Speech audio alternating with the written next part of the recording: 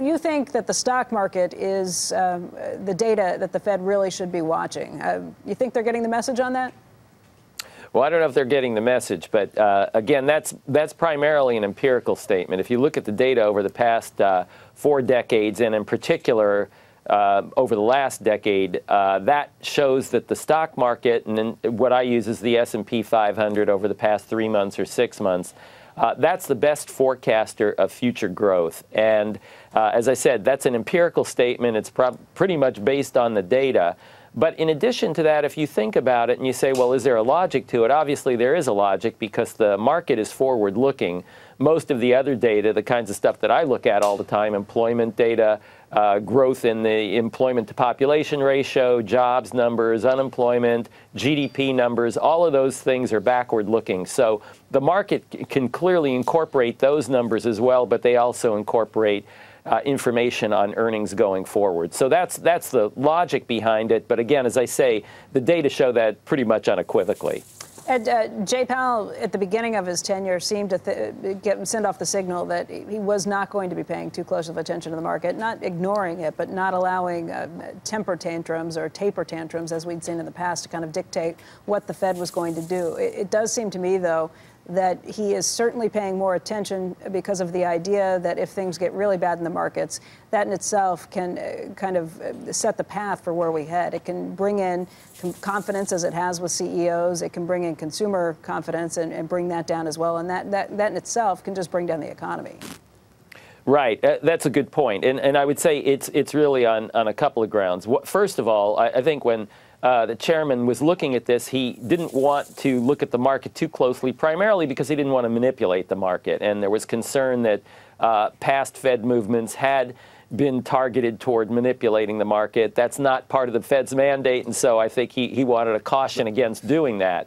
That said, though, again, there's an issue of how much information is in the market, and then also, as you pointed out, the direct effect of the market, because when market capitalization falls, that means wealth falls.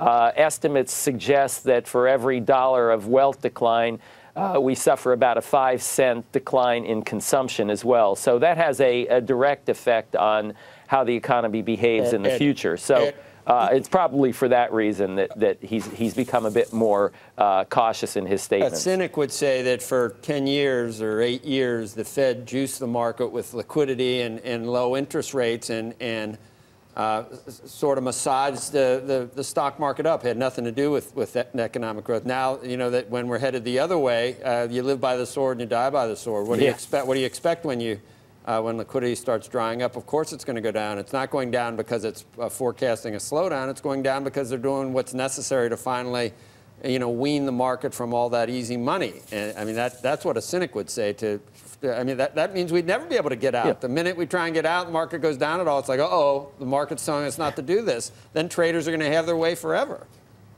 Well, that's right. And again, there are a couple of reasons why the market can fall. One is that it's forecasting lower earnings and lower growth in the future.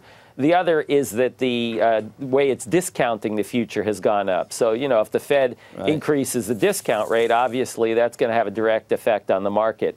I think in this case, at least over the past 3 months, the discount factor is probably not what's going on. And the reason is that interest rates have gone in the opposite direction. They've actually been declining, which would have suggested a higher price-earnings ratio, not a lower price-earnings ratio. So, but then there's the evil quants and the rise of the machines. And I guess, though, if you look past all the noise, the market is a pretty good predictor.